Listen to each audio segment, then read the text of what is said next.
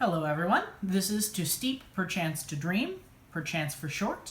We will be going through the first monthly tea subscription box that I'm getting today from simplelooseleaf.com. We had chosen this particular subscription because it provides 4 or 5 varieties of tea per box instead of just having 40 grams of one thing, or instead of getting maybe a cup of tea per month of each specific thing. As you can see from the box, it is not a true unboxing. We have gone ahead and opened the seal just to see what varieties we'd be getting, so I knew kind of what type of steep time and how many cups to go ahead and set up. I apologize for this hand, by the way. My fingertips are yellow because I forgot you don't go fishing in the jar for the pickled turmeric. I occasionally considered trying turmeric oil as a nail polish, but that's for another time. We have, this month, 2 cloth tea bags.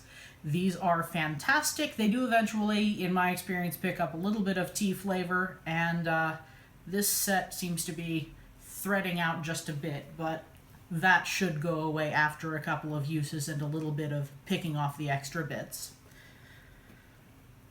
We also have, I went ahead and arranged these in an order so I can kind of keep the steep times in order and let my water cool down.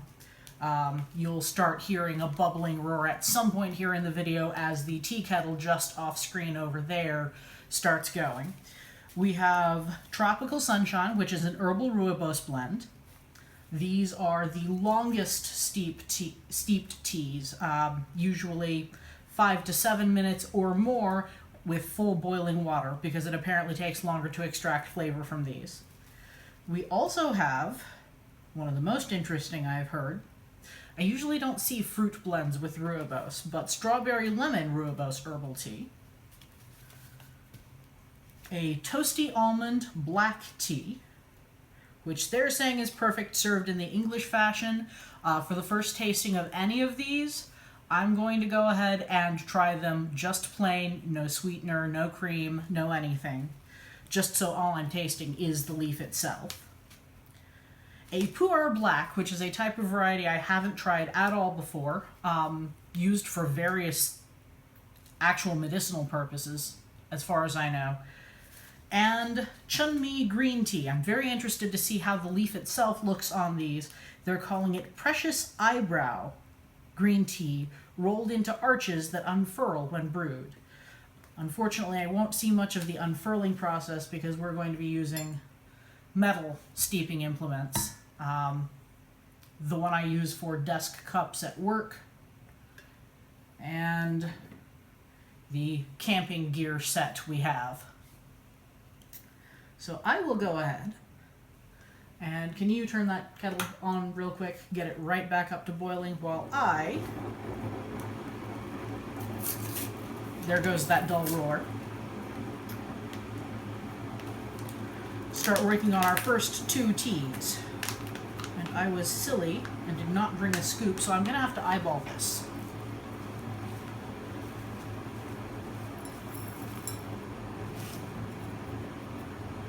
That should be just enough for 1 cup. I'm not going to do a second steeping on any of these this time, but it's an interesting concept for the future, and I may tell you how it comes out in a later video. You can see various ingredients in this if you look directly into the leaf. Can you see the colors in that? Okay. Which I can't fully identify. It has, just in leaf form, a very bright smell, herbal as well as some flower petals, as I'm sure you noticed there. Let's see what our strawberry lemon is like.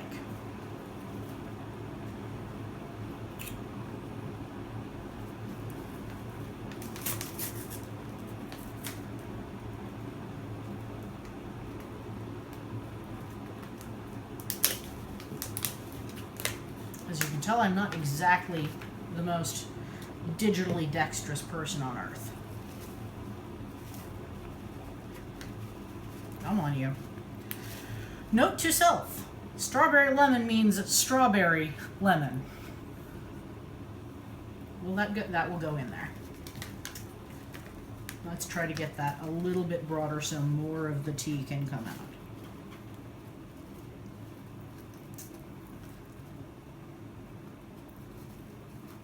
Trying to get more than just strawberry in this bag. I am guessing that is a bit of actual citrus zest because it smells that way, and that is definitely a strawberry fragment.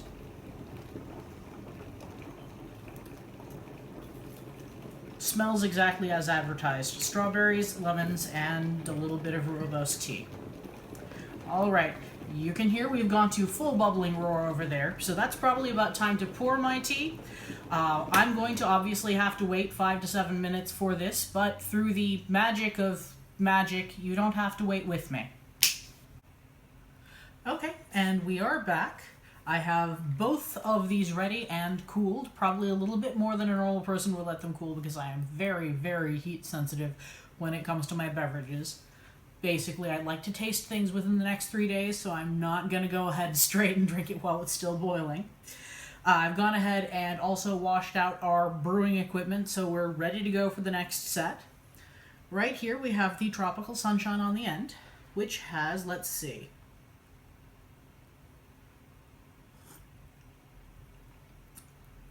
that has got a very deep, toasty, golden note. You can see the liquor here is a deep red.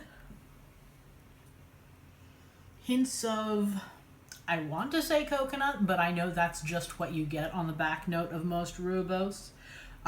Blend of tropical fruits that I can't quite identify. Nothing sticks out like the specific tang of mango or passion fruit. It's just generically tropical. It's quite pleasant. Almost carries a fruit sweetness to it, but that may again be the rooibos itself. Over here with the strawberry and lemon, we have a lighter, more golden liquor to the tea. Even through the filter, it's clearly left a little bit of sediment. Not enough to make it unpleasant or anything. It smells very much like a strawberry. You're not getting barely any of that lemon in the scent. Bear with me. Sediment floating and trying to get in with the mouthful of tea. But the lemon does definitely come through in the flavor. Light, almost doesn't need sweetening of any kind at all. I wouldn't really do cream with this one because it would mess with or write over the lemon flavor to me.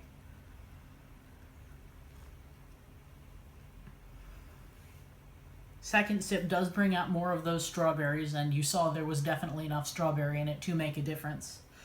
I will not sit here and make you watch me drink an entire cup of tea, but I'm having another sip of this. Between those two, I probably would have to say I prefer the Tropical Sunshine. Let's go ahead and get the next set up. These are just regular black tea varieties. I don't know if Pu'er specifically needs a longer steep, but normally black tea is almost up there with the boiling at about 200 degrees and 3 to 5 minutes to steep. Let's see what we've got. It may be a bit more difficult to open, but I really do love having these resealable bags. Means there's not quite such a time limit on when I need to drink these things. If I can get my fingernail between the flaps. There we go. Alright, toasty almond. Oh, that's deep. I'll show you the leaf itself in a minute. It's very, very dusty looking, dark brown. And it definitely smells of almond. Almost like a cocoa dusted almond. You know those ones they sell that have just a coating of cocoa with a little bit of fat? That's kind of the flavor you get off of this. I should have gotten up and gotten a scoop, shouldn't I? But I was not smart. Oh, my assistant is smarter than I am, in that he remembered that he put the scoop there before I go ahead and drop this all into the steeping container. Let's get a little bit of this up where you can see it. Of course, it's the bit that's fallen on my hand, so I have to scrape it into my palm so I don't lose it everywhere. Has a less dusty note than in the package, but it is very dark brown. And it smells Fantastic. There's that. Come on, you. I'm not the smart sort who uses spring water specifically for these. This is all from my tap, but I don't come with a region with a very heavy tap flavor, so hopefully I'm not brutalizing the tea too much. This is the pu'er, which I assume I am pronouncing horribly wrong.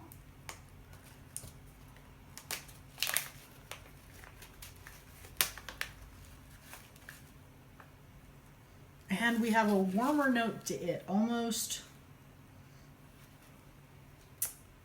not toasty, dusty, but not in a bad way. Kind of a... Here, you sniff this and tell me if I or nod or shake your head if I would be correct in describing that as almost a book dust. Yeah, apparently I am correct. It smells almost like book dust. This is not a bad thing. Well, I don't know if it's a bad thing to you. If it's a bad thing to you, we probably wouldn't get on very well in real life, though. Same shape to the leaf, very much lighter color. Yeah, almost the same length, same cut, same density looking. Standard tea, basically. I'm probably putting too much of this in.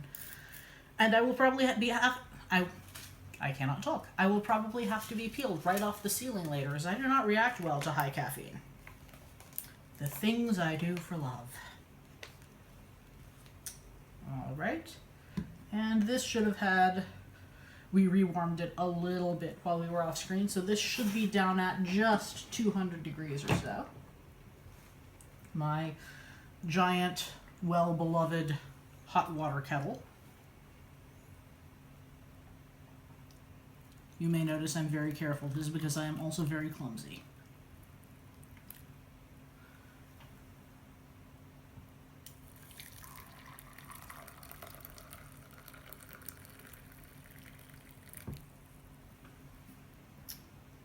Alright.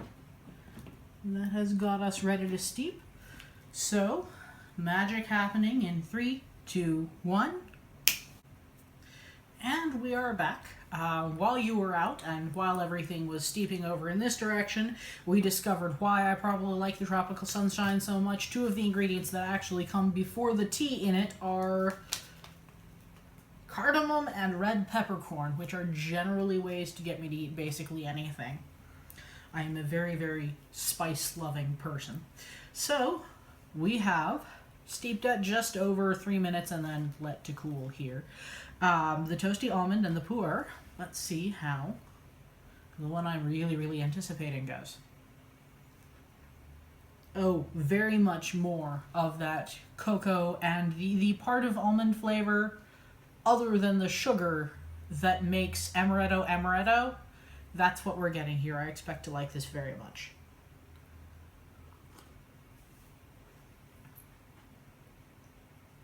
It tastes basically like it smells, with added notes of the just pure black tea flavor. This I might make you sit here and watch me drink. Just kidding. But that is quite lovely. It's not terribly complex, but it does have a set of depth of flavor. Let's see how I'm probably going to give this to my husband because he has a tolerance for caffeine tea tastes. Lighter than the usual black tea as far as smell goes. And as far as flavor, as you can see, it's also a brighter gold. Not obviously as gold as over here with the rooibos, and it doesn't have the same red color, but that's because it's not made from rooibos.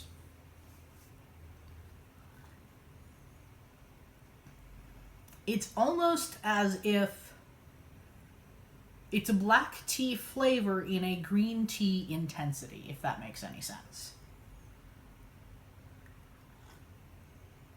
And I know I didn't put much into steep, but what I would expect from the standard black tea in this would be harsher. Between those two,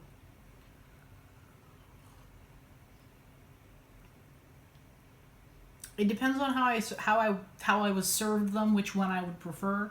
I'm trying them all plain. This would go very, very well with cream and maybe a touch of sweetener of some sort. This, I think, I would prefer just as is.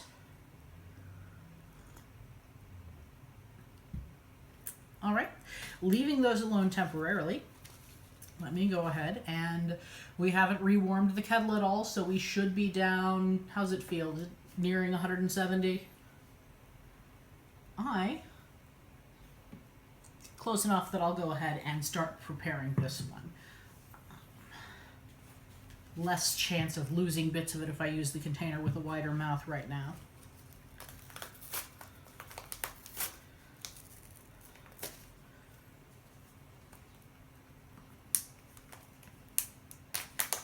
This is the one I am most interested to see the leaf of because it is decoratively hand-rolled. So what do we get?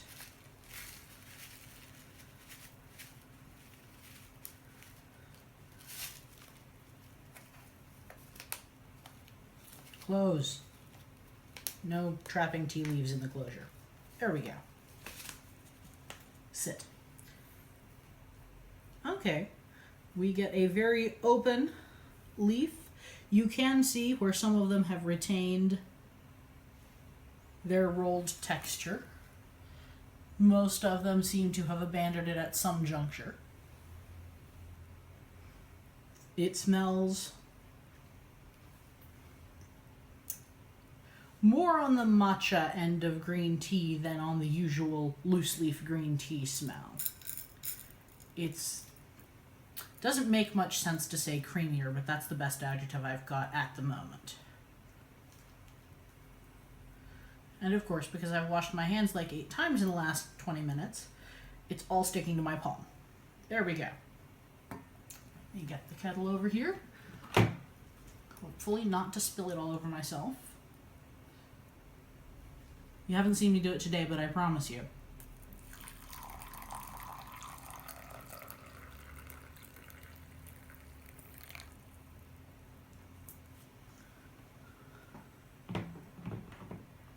These steep, as I mentioned, at a much lower temperature. Usually, I've heard ranges anywhere from 170 up to 190 recommended. For a shorter time, about 1 to 3 minutes. So, to magically make 1 to 3 minutes go away, and we return once again with the Chunmi green tea. As you can see, it's got a very bright golden green tea color to it. Actually, more gold than green. Steeped, it almost does not have a scent. You can barely tell that it's there. Part of this is, of course, because the water is not as aggressively warm as it was with the other teas. Part of this is because green tea is just generally a more delicate flavor. Part of this is because despite the fact that I just let that water cool for like 5 minutes while I was doing the other teas, I just burned my tongue. Give me a moment, I need to actually tell what I'm tasting.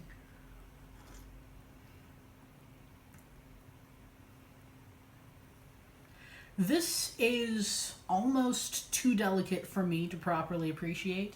I do like subtle flavors in a lot of contexts, but I drank a lot of soda growing up, so my sense of taste is not, shall we say, what it could be.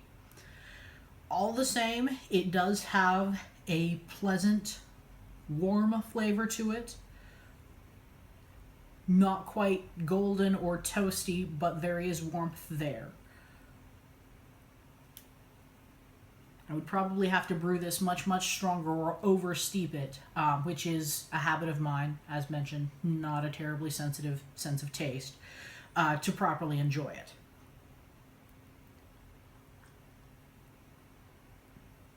Actually, we might see, I don't know, in the next video or something, what happens if I do oversteep it. I'm starting to catch in letting the flavor build a bit. A little bit of grass, like fresh mown grass, not the bad kind of grassy tea flavor, on the back note. And that brings us, I think, through our selection for this month.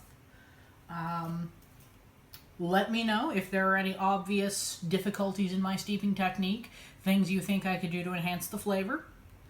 And again, this is Too Steep, Perchance to Dream. Thank you very much for watching and have a fantastic day.